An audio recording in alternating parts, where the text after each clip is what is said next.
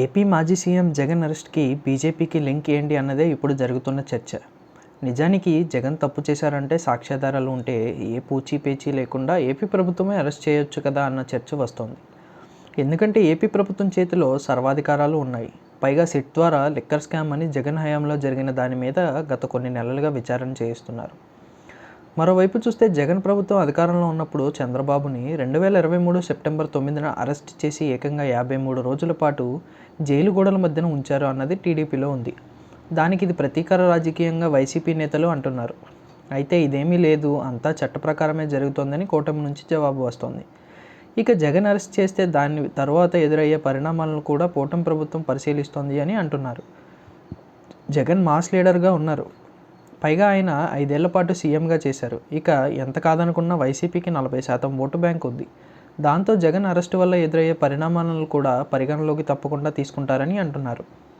జగన్ హయాంలో బాబుని అరెస్ట్ చేసినప్పుడు ఇలాంటివి ఏవీ తీసుకోకపోవడం వల్లనే ఇది బూమరాంగ్ అయిందని అన్న చర్చ ఉంది. దాంతో అన్ని రకాలుగా జాగ్రత్తలు చూపిస్తూనే కూటమి ప్రభుత్వం జగన్ అరెస్ట్ విషయంలో అడుగులు ముందుకు వేస్తుందని అంటున్నారు. అయితే ఇక్కడ మరో ప్రశ్న ముందుకు వస్తుంది. చంద్రబాబును అరెస్ట్ చేసినప్పుడు జగన్ ప్రభుత్వం ఆనాడు కేంద్ర పెద్దలకు ఆ విషయం చెప్పిందా, లేక వారికి ఆ కేసు విషయం వివరించి అరెస్టుకి సిద్ధపడిందా అన్న చర్చ వస్తుంది. అదే కనుక జరిగితే ఇప్పుడు కూడా కేంద్ర పెద్దలకు జగన్ అరెస్టు విషయం వివరించవచ్చని అంటున్నారు.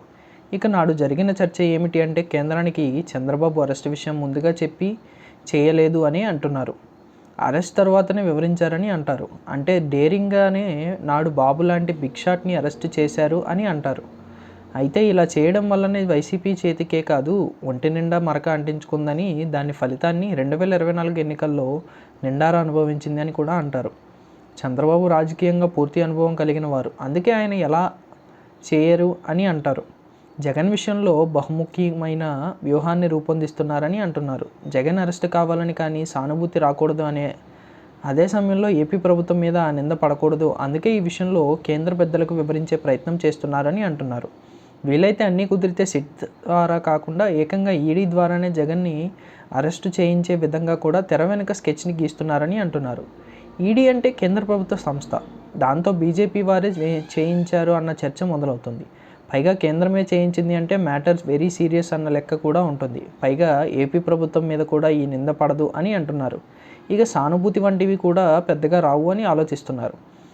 ఏపీలో సీన్ వేరు, బీజేపీ జగన్కి నేరుగా ప్రత్యర్థి కాదు అని అంటున్నారు. టీడీపీ కూటమిలో బీజేపీ జూనియర్ పార్ట్నర్గా ఉంది అని అంటున్నారు. పైగా బీజేపీకి ఒక్కో రాష్ట్రంలో ఒక్కో రాజకీయ ఈక్వేషన్స్ ఉంటాయి. ఏ కారణం లేకుండా బీజేపీ ఎవరితోనూ చెలిమి చేయదు, అలాగే శత్రుత్వం పెట్టుకోదని అంటారు. అయితే బీజేపీ గ్రీన్ సిగ్నల్ జగన్ అరెస్ట్కి ఇచ్చింది అంటే జగన్కి కాంగ్రెస్తో పాటు బీజేపీ కూడా జీవితకాలం శత్రువే అవుతుంది అని అంటున్నారు. ఆ విషయం అందరికంటే బీజేపీ పెద్దలకే ఎక్కువగా తెలుసు అని అంటున్నారు. ఈ కూటములు పొత్తులు మిత్రులు ఏవీ శాశ్వతం కాని వేళ జగన్ని శాశ్వత శత్రువుగా చేసుకోవడానికి బీజేపీ పెద్దలు, అందులో వ్యూహకర్తలు ఎంతవరకు సిద్ధపడతారు అన్న దాని మీదనే జగన్ అరెస్ట్ విషయం ఆధారపడి ఉంటుందని అంటున్నారు. మరోవైపు ఏ రాజకీయ పార్టీలకైనా కొన్ని నిబద్ధతలు నిబంధనలు ఉండాలి, లేకపోతే ఎలా ఉంటుందో చెప్పడానికి తాజాగా ఏపీ హైకోర్టు చేసిన వ్యాఖ్యలు అద్దం పడతాయి. హైకోర్టు స్థాయిని సెకండ్ క్లాస్ జ్యుడిషియల్ మెజిస్ట్రేట్ కోర్టుకు దిగజారు చేస్తున్నారంటూ తాజాగా హైకోర్టు ప్రధాన న్యాయమూర్తి చేసిన వ్యాఖ్యలు రాజకీయ వర్గాలకు చురకలు అంటించడమే కాదు, కర్ర కాల్చి వాత పెట్టిన విధంగా ఉంది. ఇప్పుడున్న ప్రభుత్వమే కాదు, గత ప్రభుత్వాన్ని కూడా కోర్టు తప్పుబడుతుంది. ప్రతి చిన్న విషయానికి కోర్టుకు రావడం పరిపాటిగా మారిందని కూడా హైకోర్టు నిప్పులు చెరిగింది. ఇది చిన్న విషయం కాదు. హైకోర్టు స్థాయిలో రాజకీయాలు మాట్లాడడం, పార్టీలపై నిప్పులు చెరగడం అసాధారణ విషయం. దీనిపై పార్టీలు పునరాలోచనలు చేసుకోవాల్సిన అవసరం కూడా ఉంది. గతంలోనూ ఇప్పుడు కూడా అధికార పక్షంలో ఉన్న పార్టీలు ప్రత్యర్థి పార్టీల నాయకులను టార్గెట్ చేసుకున్న తీరును కోర్టు తప్పుపట్టింది.